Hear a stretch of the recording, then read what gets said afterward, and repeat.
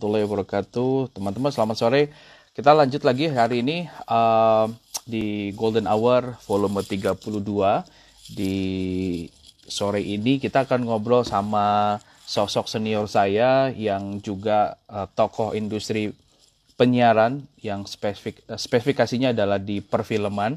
Kita akan ngobrol dengan, ini juga sudah haji ya, Pak Haji Romi Fibri atau Pak Romi panggilannya. Beliau adalah Ketua Lembaga Sensor Film LSF Republik Indonesia yang baru saja terpilih dan juga praktisi media penyiaran khususnya industri film. Nah, jadi kalau teman-teman mau tahu tentang what happens now in film industry di Indonesia khususnya, kita akan ngobrol dengan sosok yang tepat sekali. Kita akan ngobrol dengan Pak Romi Fibri yang sebentar lagi akan bergabung bersama kita.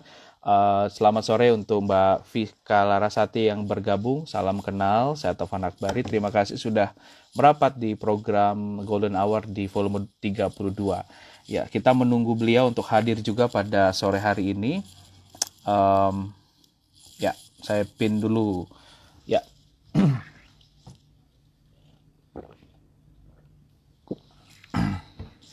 Kita sambil menunggu Pak Romi untuk bergabung pada sore hari ini. Mbak Vika, asalnya dari mana nih?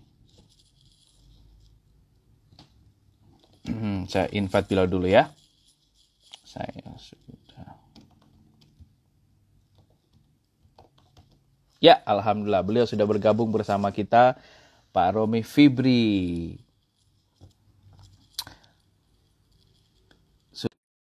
Ini, ya, mudah-mudahan lancar.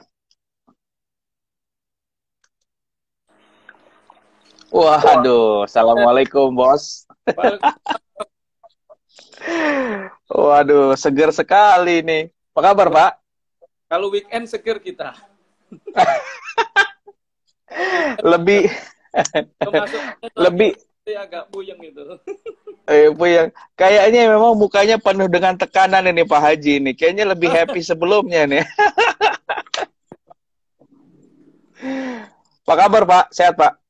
Alhamdulillah. Ini. Pak Romi ini di rumah apa di kantor Pak? Ini di rumah. Kalau di rumah, baik. Jangan, kalau minggu di kantor berarti ada masalah dengan film itu. Oh, Masya Allah. Siap, Pak Romi, izin saya menyapa teman-teman dan memperkenalkan Pak Romi ke teman-teman yang mendengarkan Golden Hour pada sore hari ini ataupun nanti yang mendengarkan rekamannya. Kita sapa dulu teman-teman. Assalamualaikum warahmatullahi wabarakatuh. Salam sejahtera buat kita semua. Sore hari ini kita akan ngobrol dengan sosok senior panutan saya, Pak Romi Fibri. Beliau adalah Ketua Lembaga Sensor Film LSF Republik Indonesia yang baru saja terpilih. Luar biasa.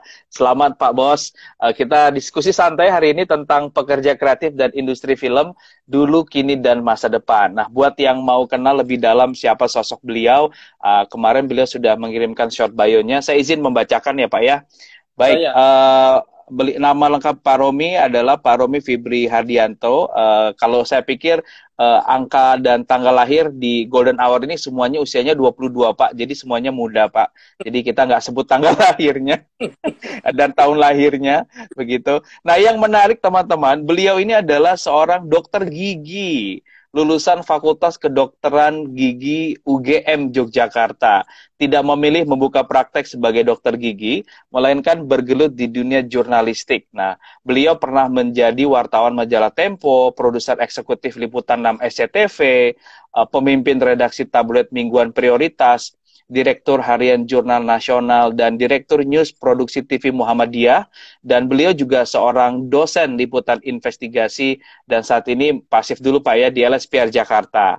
Nah, jadi makanya saya bilang panutan karena beliau ini seorang akademisi dan praktisi begitu.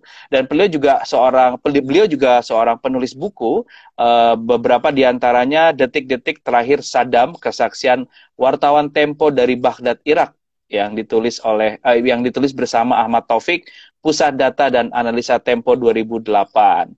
Ada juga panduan bagi jurnalis dalam meliput peristiwa traumatik, ditulis bersama Ray Wijaya dan Feti Fajriati, Yayasan Pulih 2005. Dan penghargaannya juga banyak nih teman-teman. Beliau ini mendapat penghargaan Best Expertise Lecture 2012 LSPR. Lalu 2012 mendapatkan anugerah Adiwarta Tabloid Mingguan Prioritas kategori fotojurnalis feature terbaik, Jurnalis Jakarta Award, Aliansi Jurnalis Independen Jakarta untuk kategori liputan internasional, nominasi Lorenzo Natali Prize Excellence in Reporting Human Rights Democracy and Development oleh International Federation of Journalists. Banyak banget ini, sampai ke Belgia, Kemenristek Dikti, lalu 2003 beliau bersama rekan-rekannya di AJI dan pengacara muda tergabung dalam Komite Pembela Kebebasan Pers atau KPKP. Dan Pak Romi sendiri mendirikan Lembaga Bantuan Hukum LBH Pers di Jakarta. Nah, beliau mendapatkan panggilan atau amanah yang saya juga bangga sekali ketika beliau terpilih ini menjadi Ketua Lembaga Sensor Film periode 2020 sampai 2024. Nah, gampangnya teman-teman, sosok beliau itu selalu hadir di layar kaca bioskop sebelum film dimulai. Jadi kalau belum ada tanda tangan beliau, film Hollywood, film apapun haram hukumnya masuk layar-layar lebar di di bioskop. Sayangnya kita lagi nggak boleh nonton film, jadi nama Pak Romi ini belum berkibar di layar lebar. Tapi makanya pengen nanya, gimana kondisi saat ini, Bos? Gitu. Nah, makanya sekarang nih mau ngobrol-ngobrol banyak hal tentang industri film dengan beliau begitu ya. Nah, untuk pengantar prolog saya udah ada beberapa info awal sebelum diskusi. Nah, industri perfilman Indonesia sempat mengalami kondisi naik turun. Titik terendahnya di tahun 1990 ya, Pak ya. Dan di tahun 2000 itu awal-awal mulai menanjak pelan-pelan, dimulai dari Petualangan Sherina, lalu ada Jelangkung, ada Apa Dengan Cinta, dan sampai sekarang di 2019 itu luar biasa, Pak. Nah, pertanyaan pertama pemantik, Pak. Kita langsung ngobrol aja. Industri perfilman Indonesia saat ini ada di situasi seperti apa, Pak Rumi? Mungkin kita bicara sebelum COVID dulu sampai akhirnya sekarang, Pak. Silakan, Pak Rumi. Ya, terima kasih, Chief. Saya manggil beliau juga Chief. Siap. Ya, kalau melihat industri perfilman Indonesia ya sebenarnya sudah mulai meningkat ya, baik dari sisi kuantitas maupun kualitas. Jadi jumlahnya sudah meningkat, kualitasnya juga sudah mulai meningkat dari tahun ke tahun. Karena kalau melihat perbandingan film nasional dengan film asing itu biasanya dulu separuhnya. Jadi film asing itu dari 2015 sampai 2019 yang lalu itu rata-rata di 300. Terus film nasional itu di 150-an. Itu rata-rata selalu separuh. Baik. Nah, belakang ketika di 2019 ya, itu sudah meningkat sampai 170-an. Film asing itu di 350, kemudian film nasional itu di 200-an lebih gitu ya. Baik. Separuh lebih. Nah, dari sisi kuantitas sudah terlampaui sebenarnya. Nah, yang berikutnya dari sisi kualitas. Kualitas juga sudah mulai bagus karena kan mulai dari cerita, penggarapan, kemudian alur, kemudian juga mulai pakai chargen ya, mulai pakai visual effect ya. Visual, suara, dan segala macam itu sudah mulai bagus ya. Beberapa film produksi nasional gitu, saya kira seperti Gundala, kemudian yang lain-lain itu sudah bukan hanya menjual cerita, menjual angan, tapi juga menjual efek yang saya kira itu mulai bagus. Nah, memang masuk pada mulai Februari tahun ini yang kita sama-sama ketahui mulai pandemi itu semua menjadi terkendala gitu ya. Yang hampir syuting ditunda, yang sedang syuting berhenti ya, yang sudah syuting berhenti, apalagi yang baru akan syuting pasti akan makin mulur gitu.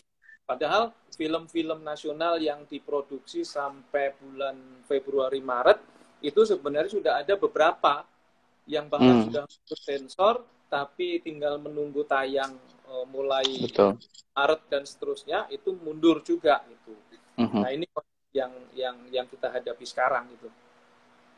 Nah, ini tadi Pak Romi sempat menyebutkan Gundala. Nah, kebetulan Joko Anwar tuh kemarin sempat bilang bahwa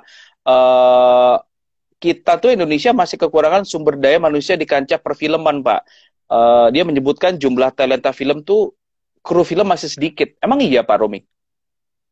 Ya, Ya kru dalam artian yang memang tersertifikasi ya. Ini kan sekarang kalau melihat dari apakah ada orang yang bergerak di perfilman, banyak. Kalau enggak, film kita enggak jadi-jadi kan. Betul, betul. Cuman kalau menggunakan standar profesionalisme, ada standar kompetensi. Nah ini yang susah, yang menuju ke sana. Baik. Idealnya gitu ya, di masing-masing lini itu ada standar kompetensinya. Jadi kalau dia ahli untuk audio, maka sudah punya standar kompetensi audio misalnya, dan lain-lain gitu. Nah ini yang barangkali menuju ke sana, karena sudah lembaga standar kompetensi ini sudah mulai jalan. Hanya memang di dunia perfilman ini kan sudah terbiasa apa adanya ya, masif apa adanya, sehingga ini masih perlu proses. Tapi bahwa jumlahnya tentu ada, hanya kita ngomong dari sisi kompetensi gitu ya. Kalau dari sisi kualitas, Pak, kita kan banyak banget nih angkatan muda baru lah, terutama teman-teman milenial dan Z yang juga punya passion yang sangat kuat ya ke industri kreatif dan tentunya film dan lain-lain. Kalau dari sisi kualitas sendiri gimana, Pak? Kalau dibandingkan dengan SDM luar negeri ya terkait film saat ini? Sebenarnya kalau dari sisi perbandingan ya antara film nasional, film impor, kita itu hanya ketinggalan di satu yang paling jelas terlihat. Efek. Apa tuh, Pak? Efek. Oh, efek. Makanya kalau tahun macam-macam efek. Yeah. Nah, dari efek kita tentu tertinggal jauh, memang. Ya, ini kan bukan barang murah ini. Ini bukan barang murah. Betul.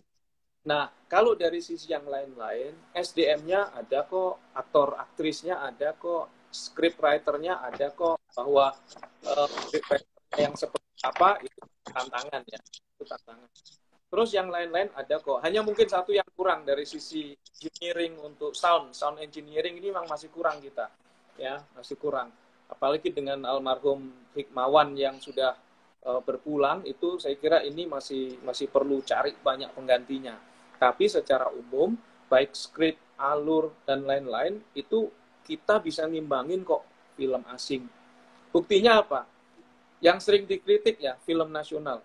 Apa itu cerita tentang hantu, cerita horor, nggak intelek, nggak maju, nggak modern. Loh, memang film asing, film impor, tidak ada film horornya. Ada juga film horornya. Ya dari sisi cerita sama kok, kita punya horor, mereka punya horor. Terus apalagi romansa remaja, kemudian romansa dewasa ada juga kok kita punya. Terus cerita apalagi action kita juga punya gitu. Nah hanya memang dari sisi efek kita yang ngejarnya agak berat ya, saya kira cukup berat gitu. Nah ini juga kejar dalam berat dalam artian skillnya Pak, atau mungkin dari infrastrukturnya Pak Romi? Sebenarnya lebih ke infrastruktur ya. Karena infrastruktur ya, oke. Karena kalau skill ya, beberapa pekerja dunia kreatif dan perfilman yang ada di luar negeri itu orang kita loh. Iya, setuju, betul. Ada yang bahkan kita puji, nggak usah jauh-jauh yang Hollywood, itu jelas ada gitu ya, yang bekerja di yang kelas besar gitu. Tapi bahkan Upin Ipin itu kan yang bikin orang Indonesia. Tapi kan barangnya waktu dijual di dalam negeri nggak laku, nggak ada TV-TV yang mau beli. Begitu dijual di luar negeri, Malaysia, eksis di sana, baru dikirim masuk, survive gitu. Nah, kita terkaget-kaget dengan itu, padahal itu yang bikin orang kita gitu. Nah, Chief Taufan, persoalannya adalah kalau mengejar dari sisi kompetensi, bisa lah. Kompetensi itu kan bisa dikejar dari sisi training, kesempatan, segala macam. Masalahnya kita bicara konteks milieu, atmosfer yang melingkupi kita. Nah, ini yang sangat penting. Kenapa? Karena konsumen dari proses kreatif perfilman itu rupanya lebih senang membeli barang luar. Karena karena murah. Ya, murah, tinggal disensorkan, kemudian tinggal didubbing, tinggal ditayangkan, murah, barang puluhan juta, dia bisa beli 1 episode. Sementara kalau beli untuk produk nasional, itu bisa ratusan juta. Memang perbandingannya beberapa kali Jauh lipat. sekali, rasionya besar ya. Betul. Nah, ini yang saya bilang, milieu ini, atmosfer ini yang mestinya kita tumbuhkan. Itu makanya, saya perlu cerita ya, di Undang-Undang Perfilman nomor 33 tahun 2009, itu dituliskan, Chief, jelas, stated clearly, bahwa semua film yang akan dipertunjukkan itu harus di subtitle. Subtitle, baik. Ya. Kenapa? Karena agar ini kan proses intervensi, proses serangan budaya lewat film. Betul. Kalau itu didubbing, ya, kalau itu didubbing, memang kita bisa berbeda pendapat dalam hal ini.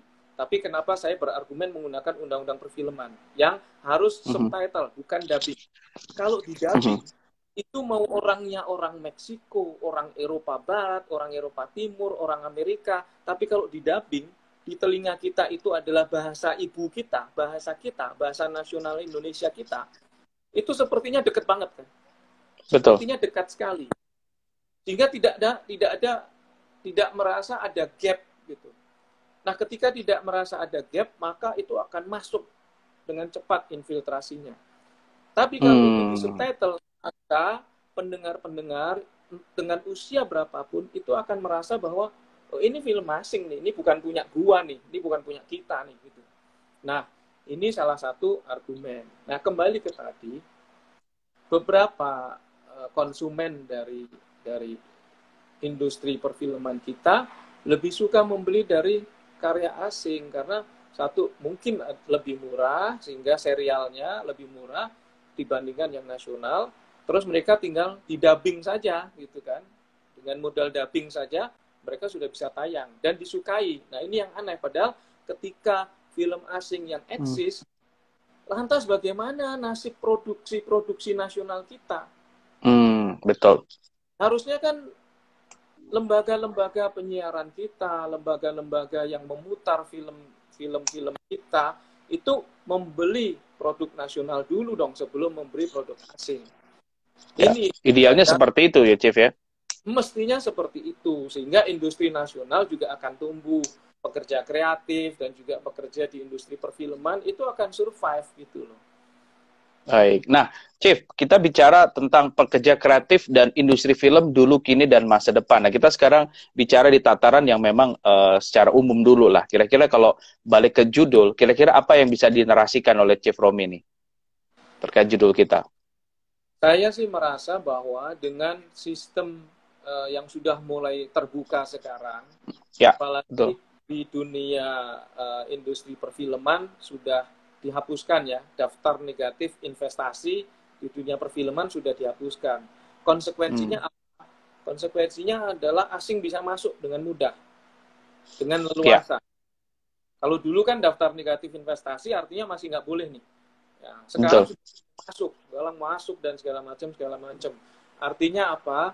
Asing boleh mengirimkan uangnya untuk membuat sesuatu yang kontennya lokal, tapi message-nya internasional. Misalnya, kita ambil contoh Disney. Disney sudah mulai mau masuk, ya kan? Ya. Disney sudah masuk. Disney bukan hanya masuk mengirim filmnya, tapi bahkan sudah mengirimkan investasinya. Ya. Investasinya apa? Dia boleh dan bisa bikin film dengan cerita kandungan kearifan lokal, tapi Paling Kundang misalkan. Malin Kundang, bahkan sekelas Wiro Sableng ya kan? Wiro Sableng, betul. Coba kalau kita tonton Wiro Sableng, kita tahu itu kapak naga geni. Naga geni. Iya. Tapi tesnya itu nggak tes kita gitu kan? Bukan tes kita gitu. Jadi, nah ini yang saya maksud, begitu daftar investasi dibuka, asing bisa masuk mengirimkan semuanya investasinya, which is itu sudah terbuka ya, jadi ini bukan barang yang jadi rahasia lagi, sehingga message-nya ini yang perlu dikejar. Maksudnya adalah mampukah kita membuat produksi dengan tema kearifan lokal dan mempertahankan itu tata nilainya. Sementara investasinya dari asing. Nah, yang paling jelas tadi saya sebutkan, Disney itu sudah akan besar-besaran masuk kan. Bukan hanya filmnya, tapi investasinya. Terus yang kedua, kita tahu Netflix, ya kan? Netflix. Meskipun diputar di berbayar dan belum compliance dengan aturan di Indonesia, tapi dia sudah menyediakan alokasi anggaran tertentu untuk produser-produser Indonesia membuat film tertentu secara bebas, silahkan. Dan ditayangkan di Netflix. Nah, ini sebenarnya di satu sisi ada peluang besar, tapi di sisi lain kita harus hati-hati karena kandungan kearifan lokal ini juga harus menjadi kewaspadaan kita bersama untuk tetap kita pertahankan gitu. Kan nggak lucu kalau kita nyalin kundang tapi pendekatan teknis. Pendekatan ala Frozen gitu ya. Iya, saya agak puyeng itu kita semua tentu kalau melihat itu. Baik, berarti kalau gitu titik tengahnya gimana, Chief, untuk mengimbangi narasi Barat ya, dalam artian supaya hegemoni Barat tidak terlalu dominan terhadap kearifan lokal kita, kira-kira gimana tuh? Nah, kita perlu sinias-sinias Indonesia yang sangat kuat basisnya dari sisi kearifan lokal, sehingga idealisme berarti penting banget ya untuk sinias muda ya, idealisme. Itu penting sekali, Kenapa? Karena ketika sifatnya uang masuk untuk investasi, dan memang itu kan yang dicari-cari ya, kan kesulitan selama ini sinias-sinias kita ini kan adalah duitnya kurang nih, duitnya nggak cukup nih, duitnya dari mana nih, dan segala macam, ya kan? Kan PH-PH besar itu juga plot uangnya juga terbatas gitu kan. Dan biasanya PH besar tidak sendirian kan, taruh uang di situ. Ada beberapa konsorsium gitu. Nah, ini yang perlu dicermati, sehingga diperlukan bukan hanya sineas, filmmaker, tapi juga produser-produser yang benar-benar punya nasionalisme yang tinggi gitu untuk mengedepankan kearifan lokal kita gitu. Dan itu saya percaya bisa karena kalau Mas Taufan lihat beberapa film nasional itu sudah banyak yang mengangkat isu-isu lokal memang. Hanya memang di pasar yang mungkin belum begitu menyerap secara optimal. Nah, ini kan barangkali PR berikutnya gitu. Apakah pasar tidak menyerap ini karena pasar tidak bisa menyerap, tidak mau menyerap, atau karena anggaran untuk pembuatan satu film itu, kan kalau di luar negeri ada semacam kredo begini, Mas Taufan. Film luar negeri itu, satu film itu 10% anggaran itu untuk produksi, 90%-nya untuk marketing kan, untuk promosi. Nah, kalau Indonesia kebalikannya, satu film 90% produksi, 10%-nya doang itu untuk promosi. Aduh. Nah, ini ya. Itu udah dari dulu kayak begitu ya, Chief ya?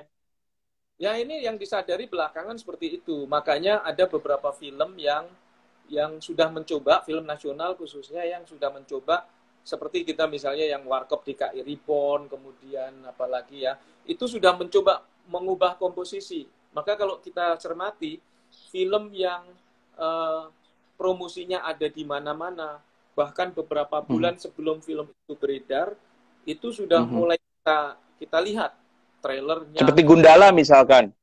Gundala juga. Nah, itu komposisinya pasti sudah berubah tuh. Pasti sudah 10% promosi, 90% produksi itu pasti sudah berubah.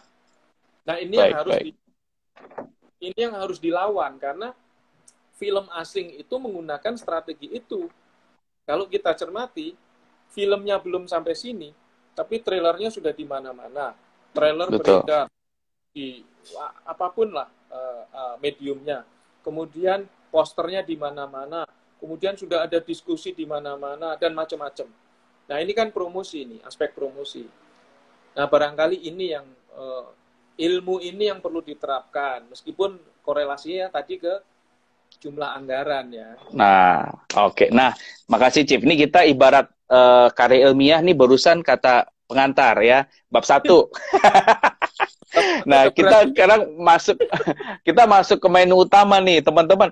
Karena yang sedang mendengarkan dan nanti akan mendengarkan, mungkin kita bisa persepsikan sebagai masyarakat awam yang belum tahu apa sih fungsi LSF begitu. Kenapa film harus disensor? Apa yang terjadi kalau film nggak disensor? Dampaknya segala macam, Chief begitu. Chief Romi, halo? Apakah mendengar suara? Oke, sudah. Tadi sempat hilang. Nah, sehingga pertanyaannya begini, Bos. Peran sentral LSF dan narasi apa yang mau dibangun sama Pak Romi di masa kepemimpinan Pak Romi 4 tahun ke depan ini? Sebenarnya apa sih pekerjaan LSF, Pak? Gitu. Ini kita konteks awam dulu lah, Pak. Ya, yang pertama, yang paling pertama dan paling utama, namanya juga lembaga sensor film. Jadi menyensor film. Nah, sesuai Undang-Undang Perfilman nomor 33 tahun 2009 dikatakan bahwa film yang akan ditayangkan untuk umum di Indonesia terutama itu mesti mendapatkan surat tanda lulus sensor dari LSF. Artinya wajib itu. LSF. Nah, ini sensor. Tapi sensor sekarang ini, Mas Taufan, paradigmanya baru. Paradigma baru ini artinya begini. Kalau dulu film masuk ke LSF itu begitu dilihat, oh gambar ini nih nggak sesuai nih, nggak cocok dan segala macam, tinggal gunting, sambung pakai tip, kembalikan ke pemilik. Nah, guntingannya disimpan di LSF, ya kan? Nah, ini kan sangat mengedepankan diktatorship kan, sangat mengedepankan diktatorship karena terus film ini punya siapa? Kalau LSF main gunting, kemudian dikembalikan filmnya, rights-nya ada di siapa? Nah, sekarang konteks yang sudah sangat maju, teknologinya sudah hampir 5.0 ya kan katanya, terus juga sudah sangat mengenal demokrasi, maka LSF sekarang tidak menggunakan gunting. LSF sekarang ketika menyensor itu hanya mencatat time code-nya. Jadi kalau Mas Tovan punya film kemudian disensorkan ke LSF, maka LSF hanya akan mencatat time code sekian sampai sekian ada adegan fully naked, full telanjang.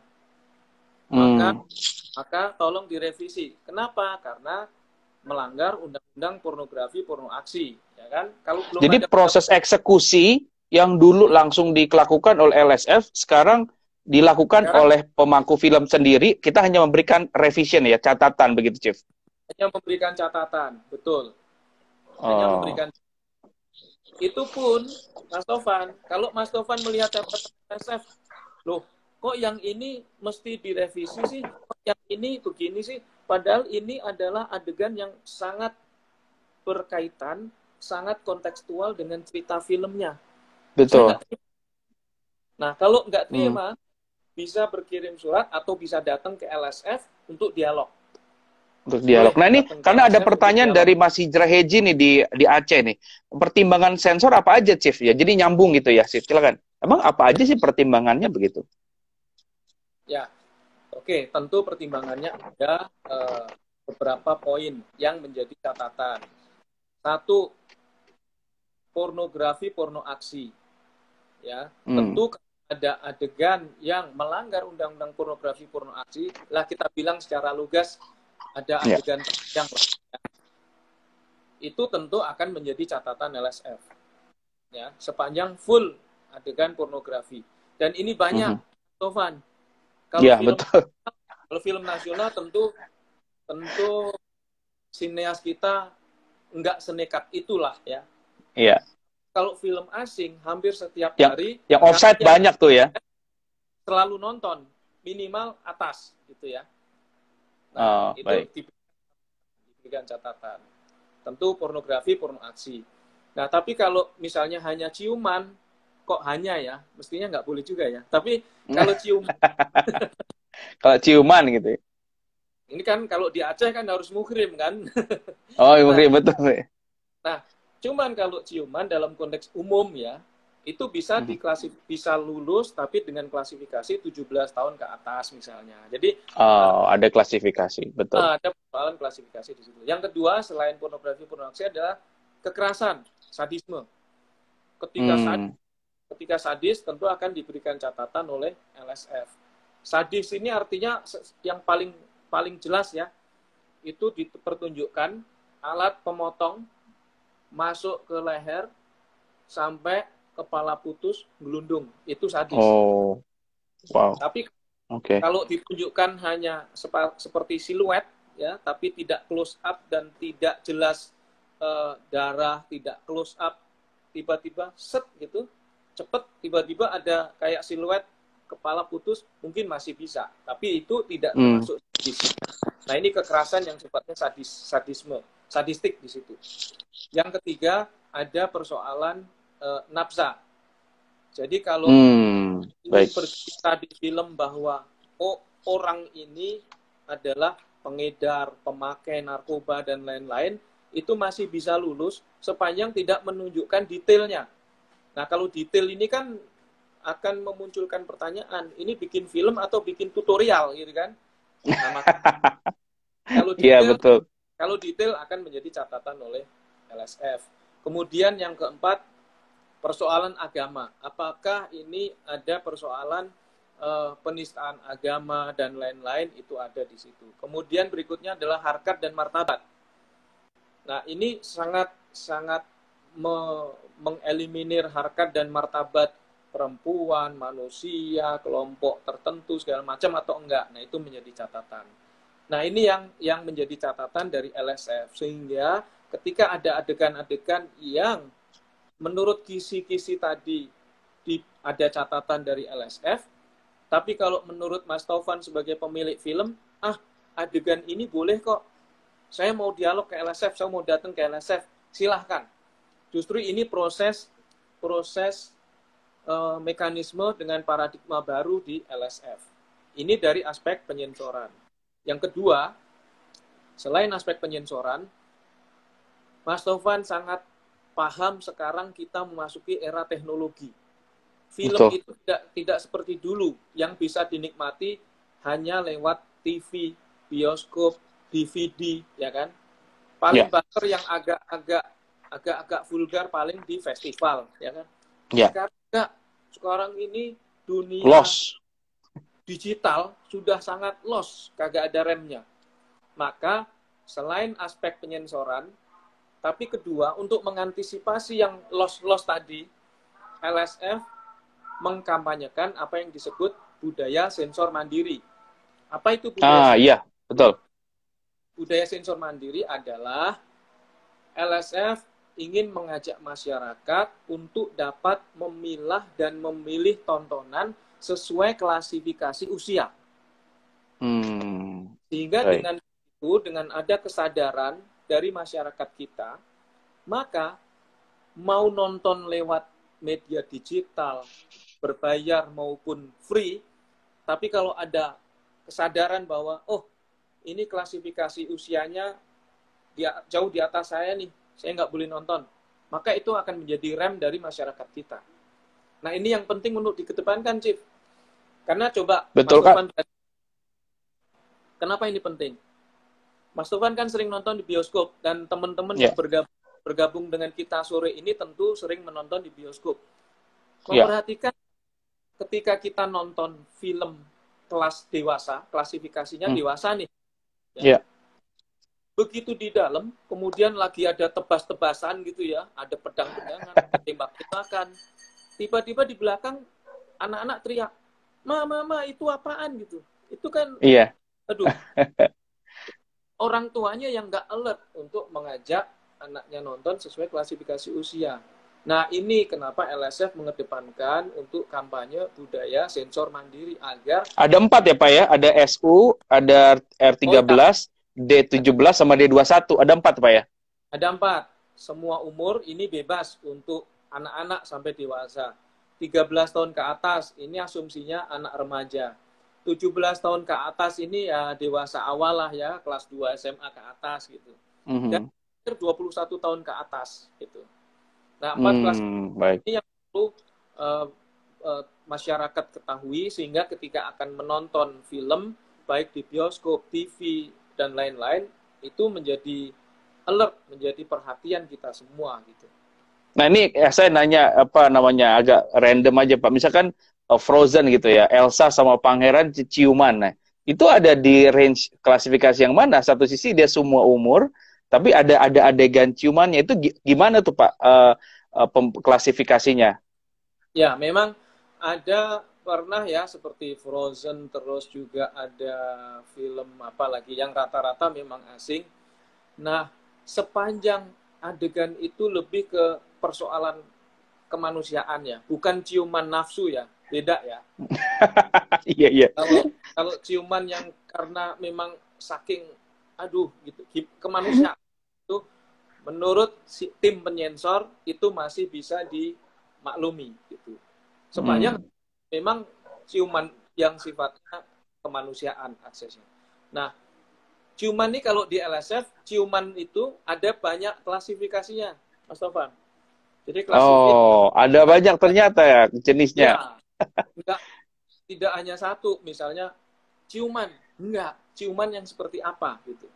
Nah, Oh, baik. kedua, ciuman yang memang karena sayang aja gitu, karena jadi kalau itu dipercaya di teman-teman di lembaga sensor film masih bisa di 13 karena ya hanya akses pertemanan dan sebagainya. Tapi kalau nah ini meningkat. Kalau bahasanya sudah ciuman yang sampai melintir-melintir, nah itu mungkin 17 tahun ke atas. Jadi Iya, itu ada seingat saya dulu sempat ada di Eiffel I'm in Love ya, yang sampai melintir-melintir tuh. Itu film Indonesia, seingat saya. ya, Anyway, ya. seingat saya juga bisa lupa nih, mohon maaf ya. Anyway, Pak, nah Pak Romi juga di sini dibilang ada kata kuncinya kemampuan literasi media film di kalangan masyarakat. Dalam hal literasi media seperti apa Pak harapannya di misinya ke depan nih? Nah, jadi LSF di periode sekarang ingin membuat semacam movie guide, semacam movie Oke. yang isinya memberikan informasi dasar bagi masyarakat ketika ingin menonton film. Misalnya begini, Mas Tovan, dulu ingat Ya. nggak Joker, ya film Joker, Joker, yes, ya. ya itu rame, banyak protes, masyarakat antara marah, geram dan lain-lain. Itu setelah mendengar dan membaca atau melihat menonton vlog salah satu penonton ya. Kemudian mengatakan ada adegan kekejaman segala macam sehingga kok anak-anak pada nonton segala macam. Nah, ke depan harusnya LSF yang paling awal memberikan alert entah melalui medsosnya LSF ya. Kan LSF sudah aktif nih, Facebook, Instagram, bahkan Twitter, medsosnya sudah aktif. Websitenya Apa nama apa Pak? LSF apa kalau lembaga sensor film? LSF_RI. Oh, LSF. Habis itu kita follow. Siap. LSF_RI. Nah, baik. Intinya kami ingin membuat movie guide. Isinya movie guide ini bukan bocoran film, bukan kritik film, bukan resensi film, bukan. Isinya dua. Satu, sinopsis. Sehingga sinopsis ini kan hal yang paling dasar sehingga masyarakat tahu film yang akan dia tonton itu isinya apa. Yang kedua, isinya alert atau catatan bahwa kenapa LSF memberikan klasifikasi film tersebut 17 tahun atau dewasa. Karena ada justifikasinya berarti terhadap kenapa masuk klasifikasi tertentu gitu Pak ya? Betul. Okay. Sehingga masyarakat sebelum menonton film bisa ngecek dulu. Jadi LSF bisa menjadi clearance house. Masyarakat tidak dari orang lain mendapatkan informasi tentang film, tapi harus dari LSF. Karena kan LSF yang nonton pertama kali, yang tahu film itu. Betul. Nah, jadi ini menarik sekali. Ke depan akan menjadi kiblat referensi rujukan untuk klasifikasi umur penonton, Pak ya? Betul.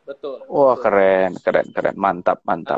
Jadi dari sisi literasi publik, Mas Tovan, itu yang akan LSF lakukan. Sehingga please mas-mas, mbak-mbak, bapak ibu yang berkesempatan mendengarkan dialog ini, next bisa melihat lewat lsf_ri, baik Facebook, Instagram, kemudian websitenya itu lsf.go.id. Itu bisa melihat. Ini kami membahasakannya dengan movie guide, tapi bukan guide tentang movie beneran ya, tapi hanya memberikan alert gitu. Nah, ini yang bisa kami buat untuk menjembatani masyarakat, sehingga tadi kejadian di dalam bioskop tadi, ribut tentang misalnya Joker yang dulu itu nggak terjadi lagi. Ini yang pertama. Betul. Yang Betul. kedua, LSF akan bekerja sama secara intensif dengan bioskop untuk melakukan literasi publik juga, Mas Tovan. Keren. Betul. Ini bisa berupa video yang diputar sebelum film dimulai, Pak ya. Seperti short video. Satu, bisa melalui semacam iklan layanan masyarakat sebelum film diputar. Yang kedua, ditaruh di kaca yang di tiketing. Di tiketing itu kan ada LED untuk informasi itu. Nah, di situ bisa ditaruh. Yang kedua, bisa menggunakan poster atau leaflet atau apapun, atau menggunakan tadi situs. Kan film atau bioskop itu punya website juga kan, bisa ditayangkan di website. Dan yang paling penting, kerjasama dengan bioskop untuk lebih memperkenalkan konsep tentang membeli tiket sesuai klasifikasi usia. Oke. Mas Tovan ingat Joker, sekali lagi Joker ini kasus yang sangat menarik. Begitu ribut ya, begitu masyarakat ribut, kemudian bioskop memasang tulisan film ini 17 tahun ke atas dan segala macam. Intinya kalau nggak 17 tahun ke atas nggak boleh beli tiket. Bisa kok. Betul. Bisa tuh buktinya waktu film Joker. Masa untuk film yang lain nggak bisa? Mestinya bisa dong. Betul, nah, betul. Kerjasama dengan stakeholder, pemangku kepentingan perfilman untuk mengkampanyekan hal semacam ini. Sehingga masyarakat kita itu terlindungi dan ada literasi publik. Ini yang lebih penting. Karena literasi publik ini tidak terkait dengan strata pendidikan seseorang. Yang berjalan-jalan di mall, shopping, makan, kemudian ujungnya kan nonton bioskop biasanya kan. Iya. Kan komunitas megapolitan begitu tuh. Dan ini kan stratanya tinggi, Tovan. Ini stratanya tinggi, baik dari sisi edukasi, ekonomi, itu tinggi. Tapi coba kita lihat dari aspek literasi. Kalau mereka sudah shopping, sudah makan, kemudian ujungnya mereka mau nonton, bawa anak kecil, anak kecilnya ditaruh di belakang. Terus papa mamanya yang diskusi. Film apa, Ma? Yang ini aja, Pak. Ini bagus begini-begini. Lupa dia. Anaknya dicuekin. Dia anak kecil gitu. Mestinya kalau dia ngajak anak kecilnya suruh di depan. Filmmu yang mana yang kamu pilih nih? Yang etikanya seperti itu. Harusnya seperti itu. Nah, ini ada ungkapan yang menarik. Harusnya orang tua ini nemenin anaknya nonton. Kalau enggak, anaknya taruh di depan dulu, ya kan? Meskipun ini ekstrimnya ya. Jangan dibawa. Ekstrimnya seperti. Nah, sekarang kan bukannya orang tua menemani anaknya nonton, tapi anaknya menemani orang tuanya nonton. Kebalikannya. Ingat film John Wick, ya, Mas Tovan ingat film John Wick kan? John Wick, betul. Yang keempat ada nggak sih, Pak? Belum. Belum ya? Sabar. Nah, John Wick, Fast Furious itu kan jelas film-film yang sangat halus ya. Halus. Sangat kalem ya. Halus. Kalem banget. Cara bunuhnya kalem tapi nebasnya kenceng gitu kan. Luar biasa. Itu film keras. Tapi Mas Tovan perhatiin nggak kalau film itu main kemarin-kemarin di dalam itu ada kecil loh diajak. Banyak rame, Bos. Anak kecil nonton film John Wick kemudian saya nggak kebayang tuh. Nah, ini berarti orang tuanya yang perlu literasi publik juga gitu. Ini penting sekali. Makanya Nah, ini kan menarik Pak Romi ketika melihat karakteristik masyarakat kita yang somehow tidak cukup dengan sosialisasi atau tindakan yang sifatnya preventif, tapi perlu agak-agak sedikit regresif begitu, agak-agak keras ketat. Bisa nggak Pak kita wujudkan itu? Benar-benar ada satgas satgas film gitu misalkan yang memang memonitor itu gitu Pak. Nah, memang Kita bisa sampai level sana nggak Pak kira-kira? nanti itu setback ke belakang, Mas Tovan. Hmm. Kenapa saya katakan setback? Undang-undang perfilman yang tahun 92 itu mengatakan ada penyidik PNS, ada PPNS. Penyidik PNS ini adalah dari PNS yang menjadi petugas PPNS untuk berjaga-jaga di bioskop, di tempat hiburan seperti itu. Itu ngecekin KTP. Kalau Baik. KTP belum 17, sementara filmnya dewasa atau 17 tahun ke atas, nggak boleh masuk. Nah, Ya. ketika Undang-Undang Perfilman tahun 92 berubah, direvisi menjadi Undang-Undang Nomor 3 tahun 2009, ini dihapuskan. Konsep ini dihapuskan artinya apa? Tidak ada yang harus jaga untuk mengontrol itu tadi. Gitu. Oh, sebagai penggantinya Pak ya, kurang lebih seperti Iya. itu. Iya, iya, saya baru dapat nih. Baik, Pak Rumi. Nah, sekarang kita bicara COVID-19, Pak, di situasi saat ini. Gimana nih, Pak, teman-teman, Pak, bertahan atau apa yang sedang terjadi saat ini, Pak?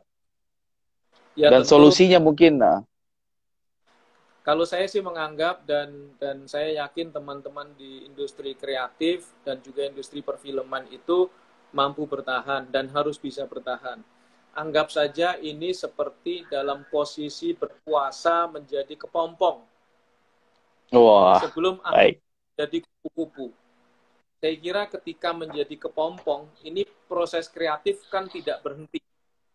Ya kan? Proses kreatif tidak berhenti. Buktinya bisa manggung pakai Zoom, bisa Betul, konser pakai YouTube, bisa konser betul, pakai media apapun, ya kan? Nah, betul.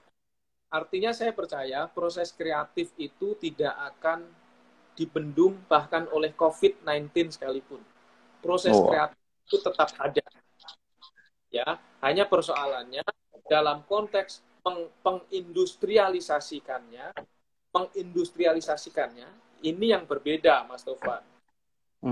Apa berbeda? Karena panggung belum boleh, bioskop belum bisa, ya kan? Syuting masih berat. Sebenarnya sekarang sudah bisa syuting loh, Mas.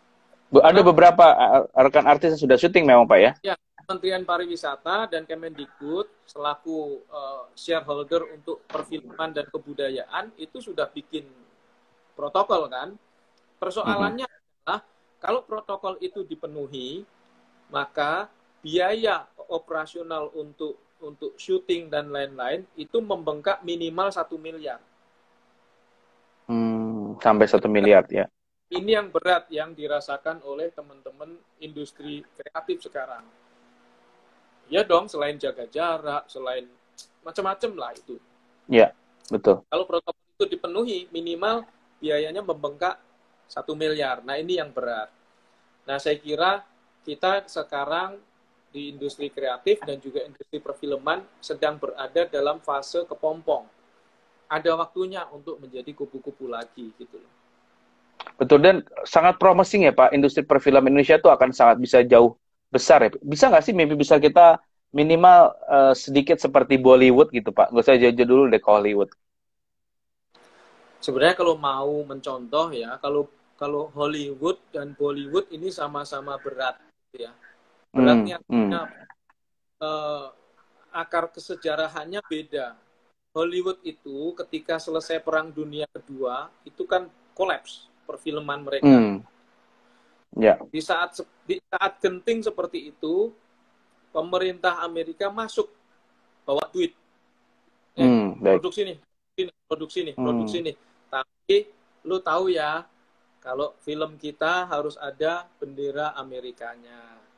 Kalau film kita itu harus menjunjung nasionalisme, ya kan?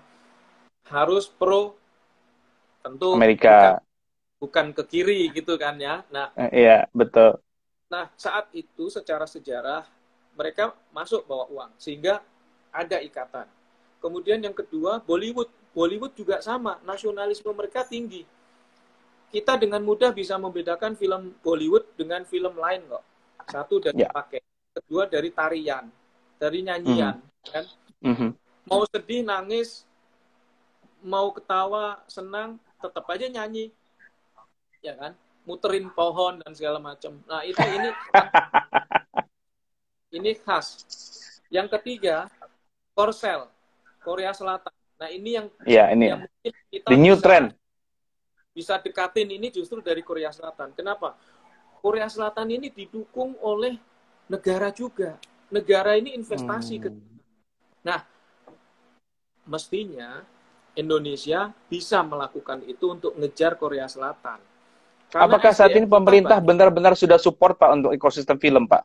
Kalau dibilang sudah maksimal, apakah sudah atau masih perlu lagi ditingkatkan? Menurut Pak Romi seperti apa menurut Chief?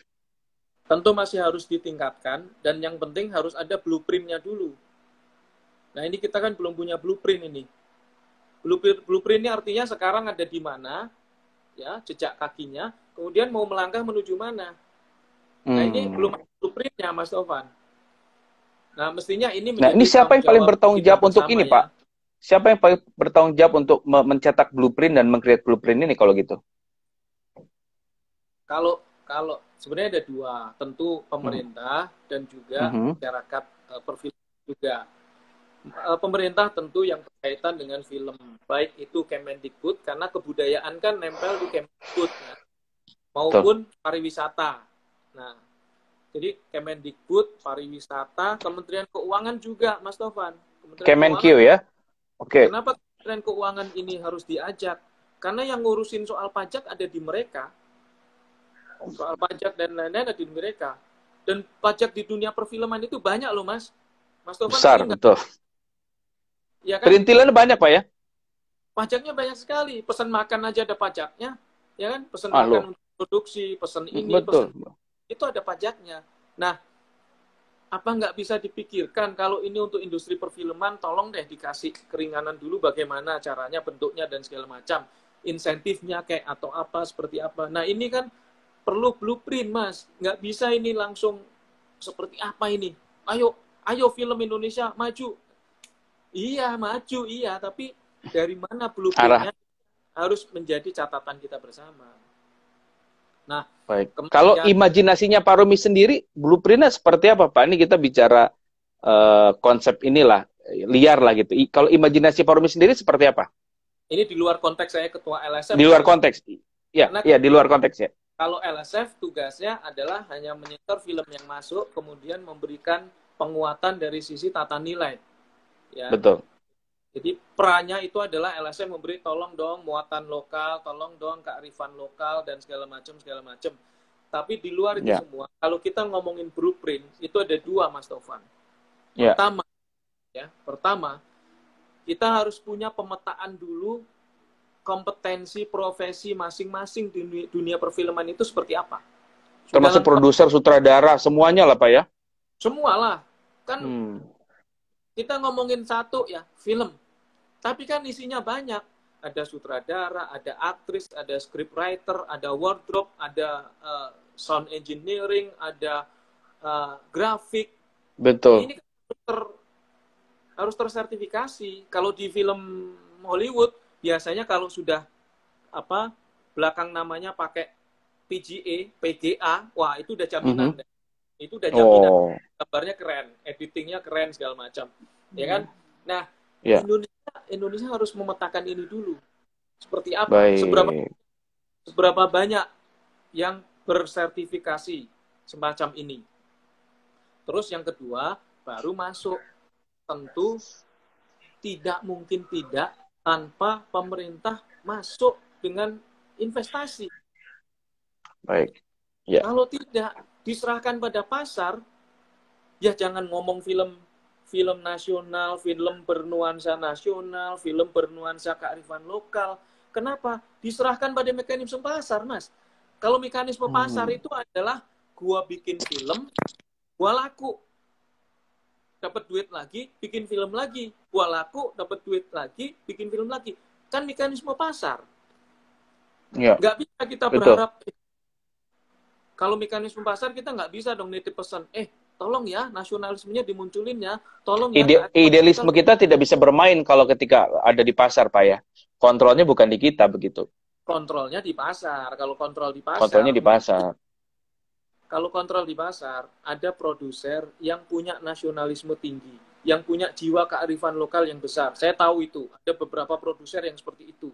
Tapi Mas Taufan, ketika di pasar jeblok, kira-kira nih, sekarang dia bikin film jeblok, masih semangat nih. Oh oke lah, saya coba lagi deh. Mungkin film yang kedua yang mengangkat kearifan lokal, mungkin bisa menutup biaya produksinya.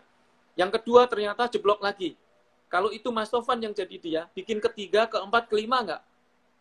Pasti Agak susah, enggak. Pak. Pasti Pasti enggak, enggak. betul. Kenapa? Karena perusahaan murni yang terikat pada mekanisme pasar. Ketika Oh, terikat, paham saya sekarang. maka dia bikin, pokoknya film gua laku. Mau ceritanya horor kek, mau hantu yang hantu blau nggak jelas kek, mau yang cinta remaja, cinta monyet kek, yang penting laku, gua bisa bikin film lagi. Karena apa? Masya Kan Allah. pasar, Mas.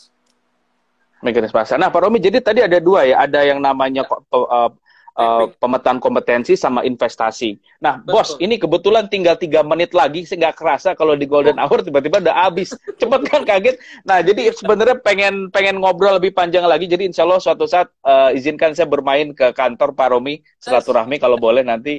Nah, jadi biasanya di Golden Hour ini ada namanya Golden Message, Pak. Pesan terbaik, pesan penutup dari narasumber. Nah, kira-kira kalau saya boleh minta di 2 menit terakhir, pesan terbaik apa dari seorang Pak Romi untuk generasi muda Indonesia dan topik hari ini, Pak? Mungkin bisa dielaborasi. Silakan, Pak, 2 menit, Pak Romi. Kalau saya ya, untuk semua saja, mari kita melakukan segala sesuatu dengan serius dan sebaik-baiknya. Supaya serius, sebaik-baiknya, dan kerja keras ini, insya Allah hasilnya bagus dan optimal. Nah, kalau sudah berusaha keras, sebaik-baiknya, serahkan hasilnya pada Tuhan yang Maha Kuasa. Waduh, Masya Allah. Let God take the rest. Dan saya pribadi, Chief, makasih banyak, matur suwun sangat sudah menyediakan waktu di Golden Hour. Saya berdoa Pak Romi benar-benar bisa membawa angin segar untuk dunia perfilman Indonesia, sukses dengan tugas barunya, dan tentunya didukung oleh tim-tim yang luar biasa. Kita selalu siap, Pak, kolaborasi Pak Romi. Anytime Pak Romi butuh bantuan kita, insya Allah kita siap bantu, Pak. Kebetulan passion saya juga di film, Pak, tapi suatu saat kita bisa diskusi lebih lanjut. Ya, baik, Pak Romi. Ya. Siap. Assalamualaikum Pak Romi, terima kasih Pak. Sehat-sehat, salam sehat selalu Pak. Assalamualaikum Pak Haji. Terima kasih Pak.